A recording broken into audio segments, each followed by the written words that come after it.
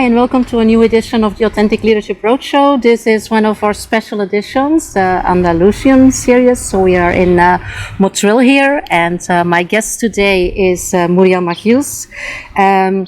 We share a common love for the south of Spain, don't we? Yes, So I'm totally. so glad that we can meet here instead of in the grey Belgium. Yeah. Although I guess for the time being it's a little bit better. So welcome, Muriel, in the Authentic Leadership Roadshow.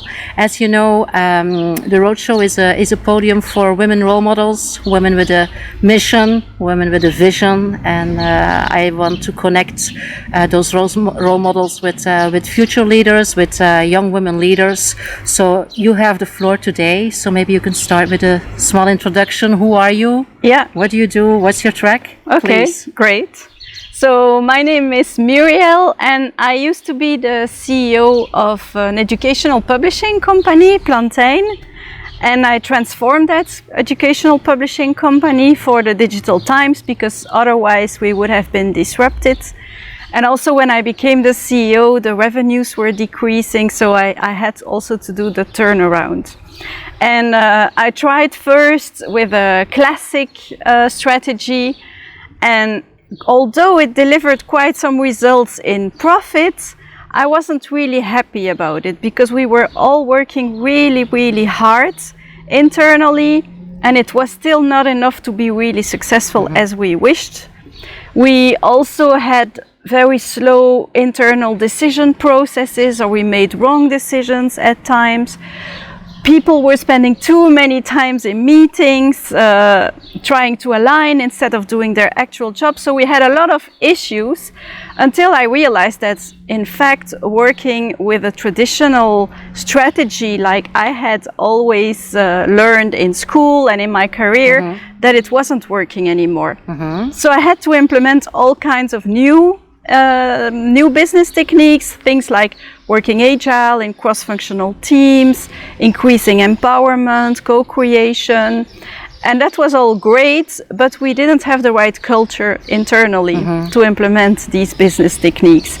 And so what I realized is that the culture is in fact the sum of the habits of the people. Absolutely. And especially the leaders. And my habits that had always been very good for me, that had brought me very far in my career, that had even brought me to become the CEO of a company, well, they were now standing in the way of my own peace of mind, my own impact, but also of the successful transformation of the organization.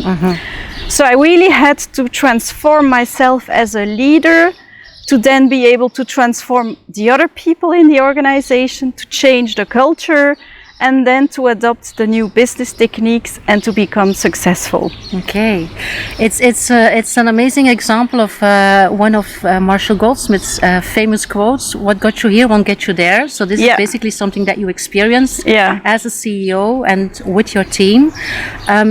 Tell me a little bit more about your personal transformation, because as a CEO you have been successful, and then at a certain moment you have to change, which is something that is not easily done. No. So what did it take for you to be open for that change, to be ready for that change? Well, I often say that to really transform you need two things, or you can transform things to two things. It's either inspiration or desperation. Okay. And in my case, it was more desperation. It was just that the way I was showing up, the way I was working was not working anymore. I had way too many things to do. I was completely overwhelmed. I started sacrificing things that mattered to me, family time, healthy habits, sports, time for me, for my friends. And at a certain point I wondered, for the sake of what am I doing all this? Am I working this hard? So I really had this crisis of purpose. Why? Why am I doing this? But a lot of CEOs would say, I'm no longer aligned with the strategy of the organization, so I will just change my context and find another job. You did not. What made you stay there and change yourself and transform yourself? Well, I realized that, first of all, I talked with my friends, and I have a lot of friends that are leaders as well. And I was noticing that they were facing the same issues in their company. So it was like I had 3 choices. Either I stay and I continue like I do and I burn out, I could feel it, or I leave, but it was the same everywhere. Yeah. So I realized I had to find a way to deal with that. Yeah. And well, I'm very stubborn, and instead of choosing to be coached, I decided I want to follow a coaching training in the US. Which is a good idea also, yes. Yeah, because in the first 4.5 months of my training, I was coached. You go through the process yourself. Yeah, go through the process, and then the next 4.5 months, you coach the others, which was also great for my organization, of course. Absolutely, exactly. Yeah. And also I had this intuition. I was way too much in my head. I was overthinking things. Yep. I was understanding things. I was reading about it. I was learning things, but it didn't seem to help. I wasn't changing. And I had this intuition that I had to get out of my head. I really had this, I have to get out of my head. And that's why I choose this coaching training in the US, which is ontological coaching. So you work not only with your mind, but also with your emotions and even with your body. Yeah, it's somatic. Yeah, it's somatic. Yeah. You had this intuition. What made you follow that intuition? Because I guess when you were talking to other people, there might be a lot of people giving you other choices or ideas or paths. What made you choose for that? Well, I'm often a very spontaneous person. And so I had this friend who had followed this training, and we talked a lot. And he said, when I was there, Muriel, I thought about you a lot because you should follow this training too. Yeah. So he told me that, and just without even reading about it, I enrolled. Yeah. I just had this intuition that emerged. He gave me something that I could act on, and I just acted. I just did it. Yeah. And so it changed my life, and it changed also the success of the organization. Amazing. Yeah. So what was different there? Well, first of all, I had to learn. I'm a very rational person. And I really had to learn that with my rational mind, I won't get far, because when you want to change behaviors, you have to work with the other areas of your brain. You have to work with your limbic brain and your reptilian brain. So I had to learn to work with my emotions and with my body. And also to deal with what I was feeling, to understand what I was here, what my purpose was, also my values, my purpose, why I was here, what I wanted to change, instead of just doing what I had always done and what everyone expected from me. That's another important one. How ready were you to do things that other people were not expecting from you, or to go against the flow? Well, I have always been a little bit of a rebel. Okay. So when somebody tells me I should do something, I often don't like that.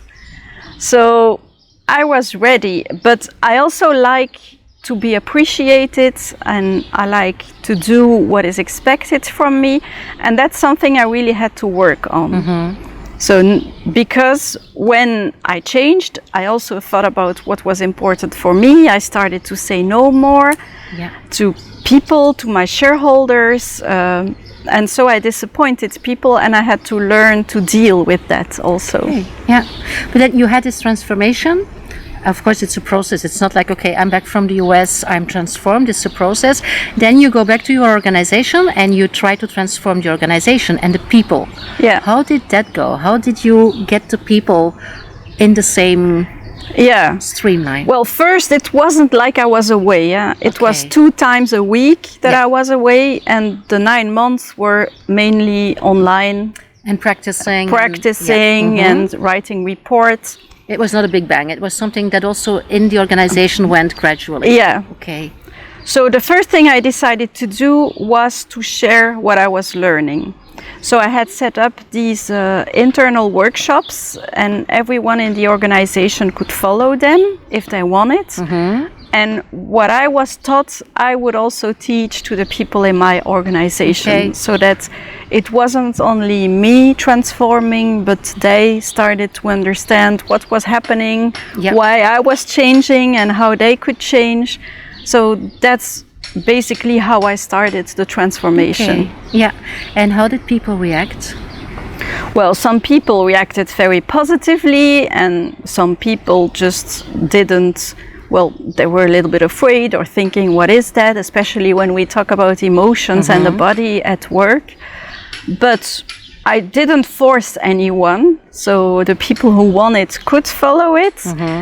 And when you then start to see other people transforming, then that's what gets you inspired to also jump on that boat. Yeah, absolutely. But it wasn't the only thing I did. What I also did, for instance, is I started a happiness program. Because when you are under high stress and overwhelmed, you tend to stay in your comfort zone. And so you stay in your comfort zone, you resist the change, you're not looking for other solutions. So I wanted this happiness program with massages at work, soup, fruit, anti-stress trainings, also coaching. And with that program, and especially the massages, I let people understand that when they feel better, then they start to see the world differently, and they start to be able to tackle all the challenges. And transforming an organization is all about these challenges, and it's all about the small decisions that you make. And the choices that you intentionally make. Yeah, absolutely. I'm going to move fast forward because you did manage to transform the organization to make it a successful organization aligned with the digital age. Yes. But you didn't stay there. No. So tell me more. I transformed the organization, so I reached great results, great revenue increase, profit increase, double digit, 0 burnouts, and half of the absenteeism, half of the national average on absenteeism. Amazing. Yeah. But then I thought, okay, now I've done this and I love this organization. It was like family. But I had also this other intuition or this want. I really wanted to help other leaders transform. I felt like I had done this now. I had managed to change myself, to change others. And so I decided to leave the company to start my own company and help other leaders transform themselves and transform their organizations. Yeah, amazing. So what did it take for you to make that step? Because that's not something that you do overnight. What are the qualities you felt you brought to do this and to be successful in this new adventure? Well, first I've been through it, so that's you walk the talk. Yeah, that's the biggest quality. I've been through it. I understand what it is to transform, what it is to be a CEO, the pressure that you feel. And then I also did this ontological coaching, so I understood also how we function as human beings and what are the leverages that you can use to transform. So, and I'm very analytical also. So I thought, okay, so I think I can do it, but I wanted to start with the customers. So when I left, I started by doing interviews of other CEOs just to understand what challenges they were facing, because maybe it wasn't exactly the same as what I was facing. And that got me really to understand that everyone is facing this transformation currently. Everyone is feeling this tension inside that something that they're doing is not right anymore, or the things that we have learned and unfortunately still learn in school are not serving us anymore today. At least not if we want to have impact and peace of mind. Some people still have impact, but sometimes with a very high cost. Very high energy drain. Yes. And I see a lot of suffering in organizations. So what I also did was I gave keynotes. The first year was the year of trying.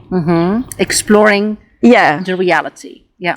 Yeah, because I knew my mission. I knew I wanted to help leaders and organizations transform, but I didn't know exactly how. So I tried keynotes, teaching. I sat on boards also. I did some consulting. So I did all kind of things the first year to try what I really wanted to do, what my business model would be to bring added value to the customers. Yeah. So where does it's not ending, I know that, but where are you now? What do you offer now? Well, then I bought this house in Spain. Yes, we are going to talk about that. Yeah. Absolutely, yeah. But that really triggered my business model. So I bought this little house in Spain in a village where life is slow. I'm surrounded by orange trees, by olive trees. The people are really nice there, and most of them live simple lives, but they're happy. And that was something I needed also in my life. And then I bought this house, and I thought about, instead of just thinking, what am I going to do? I was thinking, how would my ideal life look like?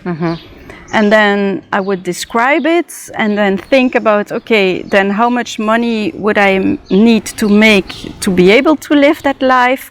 And how am I going to make that money? And in my ideal life, of course, I want to help leaders thrive in digital times and organizations. But I also wanted to spend 1 week per month in Spain, in that little village where I really slow down and where I'm reload. And where I'm peaceful myself, which helps me again to walk the talk when I'm teaching. And that's how I decided that I was going to make the bulk of my revenues online. So I developed an online course that I called Leading Authentically in Digital Times. I then went to see Solvay Brussels School if they were interested, which they were. So now this course is a course from Solvay Brussels School. And now it's like 60% of my revenues. And next to that, I give workshops and I give keynotes. Amazing. Yeah. Okay. You also told me about a plan to give retreats here, because people who know me know that I do individual retreats here in this amazing atmosphere and energizing nature environment. You have probably a little grasp of that right here on the video. I'm looking to do also group retreats, and that's also one of your plans. That's also something that you would like to offer. To cover what need, or what would you like to offer to? Well, I always like to listen to the people I serve, and so when I started this online course, there is a lot of interaction in the online course. There is really a community, and people leave comments. They can do it anonymously or under their name. And I give also live webinars. And during those webinars, people said it would be nice also to have live events so that we can meet each other. So I organized these live events. But then I also had now I have people asking me, it would be nice if you could also teach this or go more deeply somewhere where we are really isolated, where we can follow offline. it. Offsite and offline. Offsite, offline. And still have access to the online course whenever you need it. And that's what I want to do now. That's a next step I would like to implement. But I don't know where yet, because I was thinking I would like to bring people to this little village that I live in, but there it's really back to basics. So I'm not sure. Sometimes I wonder, are leaders, and sometimes some leaders have sometimes big egos and high expectations, would they be ready to come to a little village and to live in more basic conditions, to go through this course? On the other hand, one thing that I had to learn, and that most leaders need to learn, is to put their ego aside. Yeah. Because if you want more empowerment, more collaboration, and more agility, you have to be able to put your ego and your status inside and just be one of the others. Yeah. And of course, you still have the vision, and people have to want to follow you and not follow you because you have the title. So yeah, I'm still thinking about it. Okay. Well, maybe if the audience has any ideas or inputs, they can get in touch with you and tell you what they are looking for or tell you what they would like. Now, you have been a CEO. I guess you have been, you also had, I guess we all have egos, but as a CEO, you have to be there, you have to stand there. We sometimes think that we have to take a little ego on in order to achieve our goals.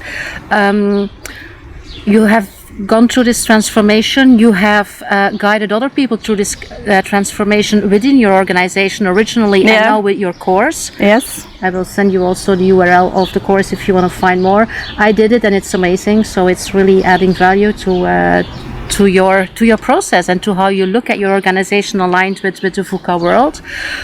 What are your main learnings as an individual, as a person? What could you also bring to the audience as an important learning? Well, as a learning is we learned certain habits, and I'm just going to name a few.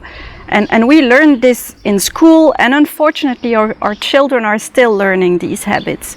So for instance, we learn to be action oriented. So there is an opportunity or a threat and we have to take action to seize it. We learn to manage our time. We learn to do everything that is expected from us. So in school you get good grades if you do everything that is expected. And probably in the beginning of your career that was also the way to get your promotion. Absolutely. And then also we have learned to be in control. That's really important, to be in control and to talk, to convince people. And you still need these qualities, but these are not enough anymore, because when you still have these qualities as a leader, you get to work way too hard for too little impact, because today it's simply not possible to do everything anymore. So the first thing you need to learn is, instead of just being action oriented, you need to manage your mindset first. You have to be able to see your world with other eyes. And when you see your world with new eyes, you suddenly see actions that were not visible to you before. Yeah. And so you have to learn to manage your mindset before your actions. Yep. Otherwise, you will work and work and work and never see what is really possible. And for that, you need to learn to pause. Yeah. And we have never learned to pause. We have always learned to work, and we pause when everything is finished. But never. Well, the problem is it's never finished today. And then instead of managing our time, we need to learn to manage our energy and our fears before our time. Yeah.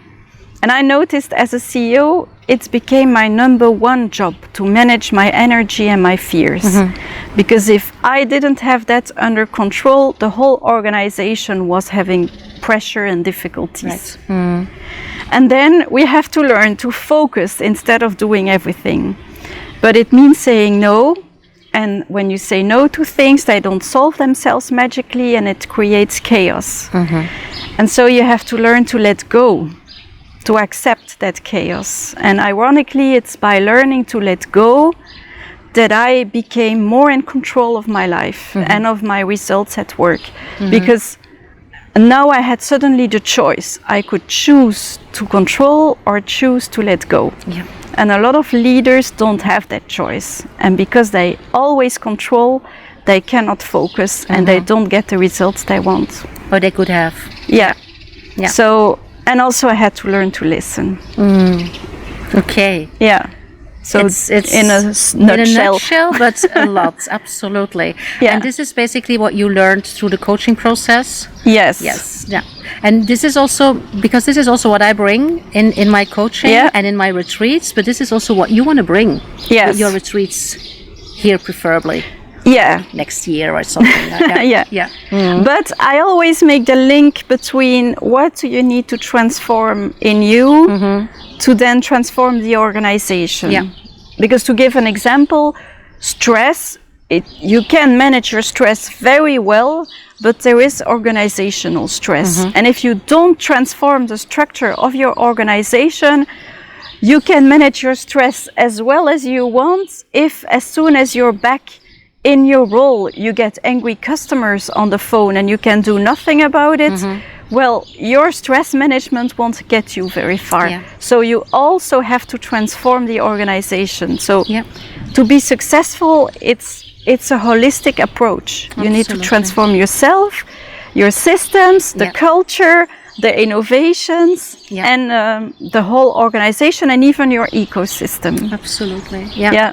I can only agree with that. I guess you mainly work with CEOs. Of course, they have a lot more impact there than executives or managers. But still, I think if you can go top down, there's but I also work with middle managers. I don't. How do they manage the ecosystem? How do they manage the organization? What advice do you have for them? Yeah, well, because often people say, but okay, I will transform myself, but then I cannot transform the organization. And that's not true. Because when you transform yourself, you also become more powerful. Yeah, you become a change agent. Yes, you suddenly see possibilities that you didn't see before. And people manage to transform their organization or at least their environment because they changed. And that's something they couldn't do before or sometimes didn't try before because they thought it wasn't possible. Absolutely. Thank you for your views. If the audience want to get in touch with you, what is the easiest way to connect with you? Well, I have a website, keyleader.com. So key is QI and it comes from the Chinese. It means energy and then leader. And of course, you can connect with me on LinkedIn as well. Yeah. And that's Muriel Machiels on LinkedIn. You are very, very findable there. Yes. Okay, great. Thank you so much for your time. It was really interesting to hear your story, to hear your transformation. Thank you for sharing that. It takes a lot of courage to share your life, and I really hope that you can influence and impact a lot more people all over the world. And you are very welcome to connect with Muriel. Also, check her website and explore the leading authentically in digital times. I guess all the information for the you can also go on the Solvay website and also keyleader.com. I also have another course that it's a 5-day challenge from overwhelmed to focused key leader. Okay, so people can also register for that. Excellent. And that's shorter than the long course. Long term. Okay, very well. Thank you so much. Thank you for watching. Hope you enjoyed it. Hope you enjoyed the environment. It was funny because we said we probably will start the interview and people will start working in the garden, and they did. Let me know if you heard it, but did you? I didn't hear it. Okay, then you were very focused on the conversation. Great. Okay, thank you so much for watching. See you next time. Bye. Bye.